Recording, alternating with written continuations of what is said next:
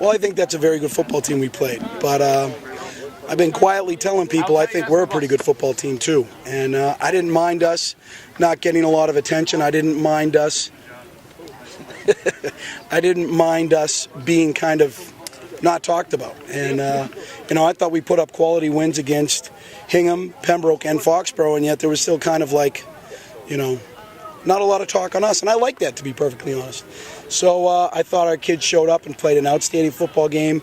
They executed. The defense bent because that Malachi his speed can change a game in a second. And, they're very well coached. Greg Burke's done a great job. And Brian Carew, the offense coordinator, I know very well. And, so we knew it was going to be a challenge. And that drive, I thought, coming out of the second half when we stopped them without letting them score was huge.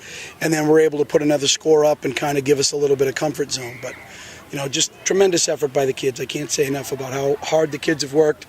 Everything we've asked them to do, they've bought in full. And it's just been fantastic. How big was that fumble that ended up leading to the second Huge. touchdown? And we told them if we don't turn the ball over, we're going to be in a very good spot because I think we've got a lot of weapons. You know what I mean? I think we Foxborough's not as bad as that score indicated last week. That was a game, and you can see how little turnovers and little changes of momentum make all the difference. And I kind of felt that's what happened today.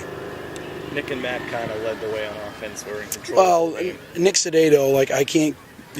He's just outstanding. I think he's by far one of the best players in the league. And Matty Burks, again, all the talk was kind of about someone else. And he didn't, he took it as a personal challenge and said, okay, well, and he came here and he ran phenomenally today. Did an outstanding job.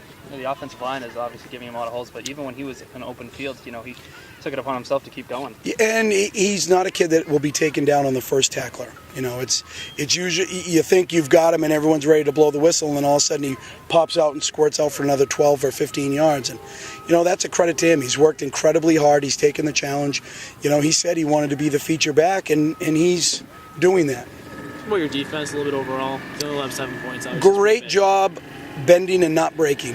You can't limit a team like that all game long. They're going to rip off runs, but what we said is let's keep it to 15 to 20 and not let it be the 70 yards we'd watched him do over and over again. I mean, I had nightmares all week because every game he was ripping off a 70-yard untouched touchdown, and I'm like, how are we going to stop this? So, they did a great job bending, not breaking, and then getting that crucial turnover or sack or tackle for loss right when we seemed to need it.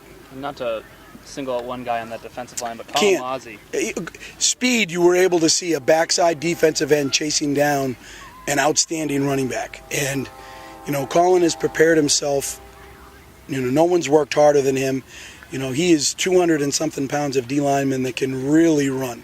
And that's difficult for teams. You don't plan on blocking him on a play going the opposite way, and he's fast enough. He's catching your back. And just obviously you mentioned that.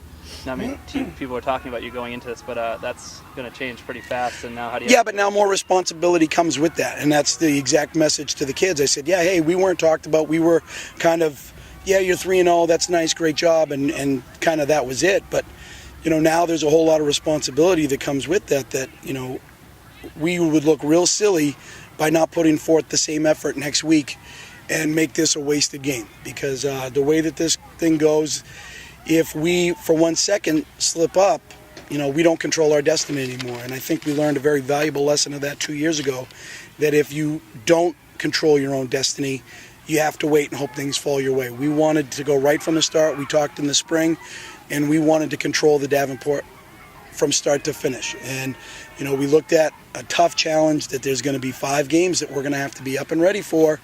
And right now we've only answered 2, so we're not even halfway there yet.